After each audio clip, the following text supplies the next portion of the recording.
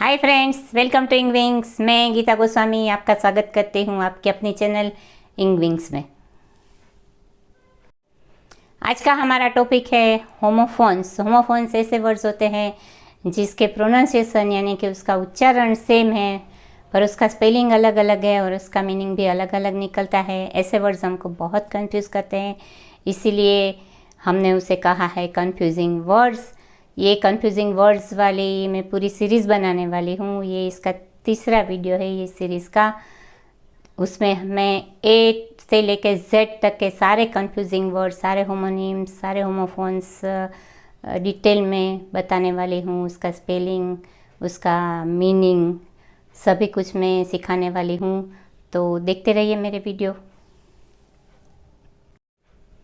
आज का हमारा पहला शब्द है एडॉप्ट।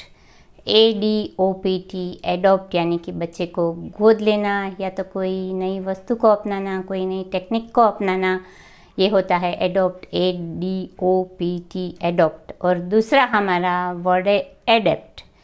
ये प्रोनाउंसिएशन में थोड़ा सा अलग है पर कंफ्यूज तो ज़रूर करता है। तो यहाँ पे एडेप्ट दो टाइप के हमने लिए हैं, एक है ADEPT और दूसरा है ADAPT। ADEPT एडॉप्ट का मतलब होता है निपुण यानी कि एक्सपर्ट, और दूसरा एडेप्ट है हमारे पास ADAPT, उसका मतलब होता है अनुकूल होना यानी कि एडजस्ट होना। किसी नई जगह पे हम जाते हैं तो वहाँ पे किसी नई व्यक्ति के साथ, किसी नई वातावरण में जो हम एडजस्ट होते हैं उसे कहते हैं ADAPT, एडेप्ट। इसी तीन शब्दों को हम वाक्य में यूज़ करके देखते हैं। तो पहला सेंटेंस है हमारे पास, they decided to adopt a baby girl from orphanage, कि उन्होंने ऑर्फनेज यानी कि अनाथ आश्रम से बेबी गर्ल यानी कि बेटी को गोद लेने का निर्णय लिया। तो यहाँ पे गोद लेने का मतलब होता है ADOPT यानी कि एडॉप्ट। और दूसरा सेंटेंस है हमारे पास, Jeet is an adept piano player, कि जीत एक कुशल पियानो प्लेयर है, एक एक्सपर्ट पियानो प्लेयर है। जीत पियानो बजाने में एक्सपर्ट है। तो यहाँ पे ADEPT यानी कि एक्सपर्ट, माहिर, कुशल। और तीसरा हमारे पास सेंटेंस है, we must adapt to our surroundings at new place, कि हमको नई जगह पे जब जाते हैं तो हमारा जो सराउंडिंग्स होता है, हमारे आसपास का वातावरण, हमारे आसपास के लोग, उनके साथ हमको एडजस्ट होना होता है। तो यहाँ पे ADAPT यानी कि एडजस्ट। आगे का शब्द है हमारे पास एसेंट। एसेंट दो टाइप के हैं और तीसरा वर्ड है एक्सेंट। यहाँ पे पहला एसेंट हम देखते हैं, ASSENT, एसेंट यानी कि आधिकारिक स्वीकृति, अनुमति, किसी को अनुमति देना, किसी को स्वीकृति देना, किसी के साथ सहमत होना, तो वहाँ यूज़ होता है एसेंट, ASSENT। और दूसरा है हमारे पास एसेंट ASCENT। ASCENT एसेंट का मतलब होता है चढ़ाई, आरोहण। हम कहीं पे चढ़ते हैं तो वहाँ पे यूज़ होता है ASCENT।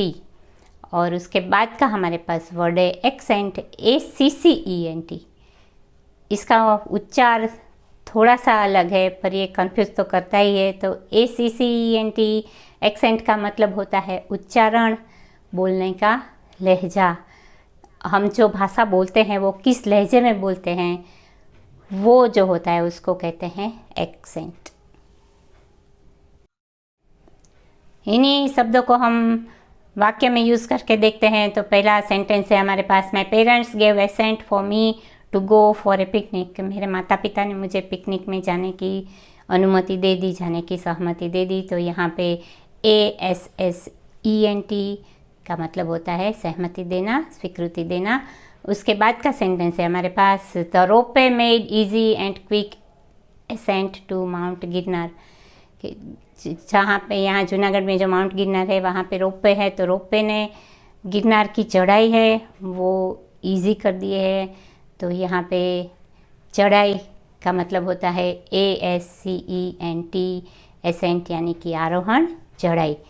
और उसके बाद का सेंटेंस है हमारे पास, Akash has a strong US and UK accent. के आकाश की जो बोलने की शैली है, जो बोलने का लहजा है, यूएस का इंग्लिश अलग है, यूके का इंग्लिश अलग है, तो वो दोनों में वो स्ट्रॉन्ग है।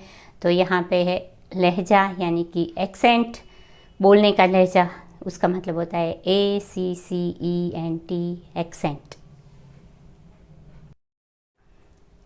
आगे का शब्द है हमारे पास अल्टर। अल्टर दो टाइप के हैं, एक है ALTER और दूसरा है ALTAR।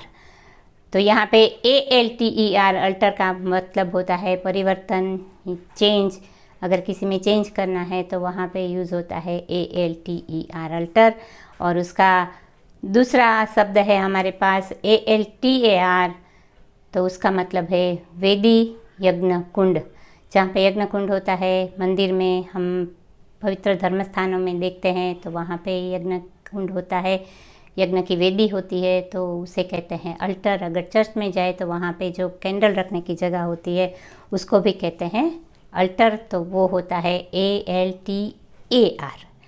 तो इन्हीं दो शब्दों को हम सेंटेंस में यूज़ करके देखते हैं। तो I need to alter my dress to fit me, कि मेरे ड्रेस को मुझे अल्टर कराना पड़ेगा, उसमें कुछ चेंज लाने पड़ेंगे क्योंकि वो मेरी साइज़ का हो जाए, मुझे फिट आ जाए। तो यहाँ पे है ALTER अल्टर यानी कि चेंज, परिवर्तन। और दूसरा सेंटेंस है हमारे पास, when I visit the temple I kneel down at the alter.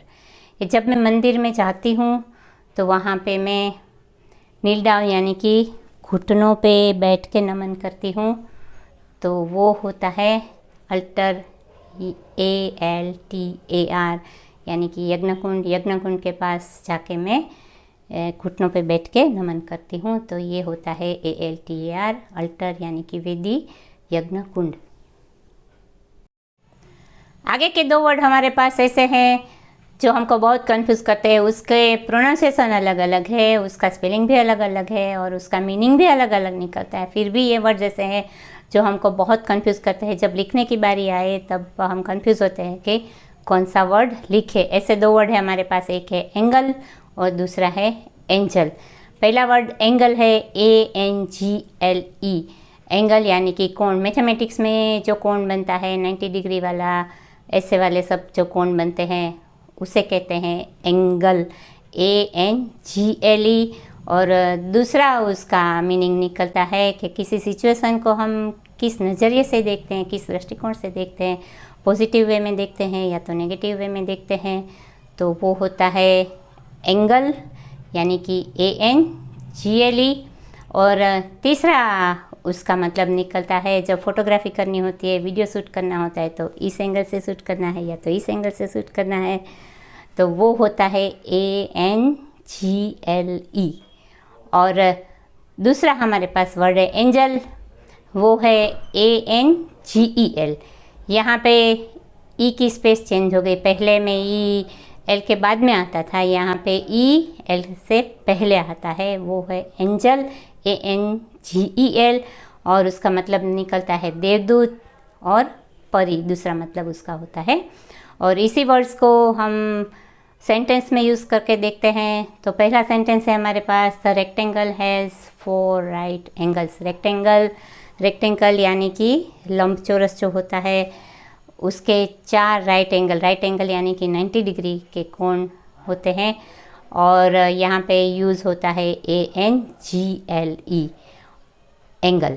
और दूसरा है हमारे पास sentence, Vihana is an angel of her father. Vihana अपने फादर की, अपने पापा की परी है। वैसे तो सभी बेटियां अपने पापा की परी ही होती है।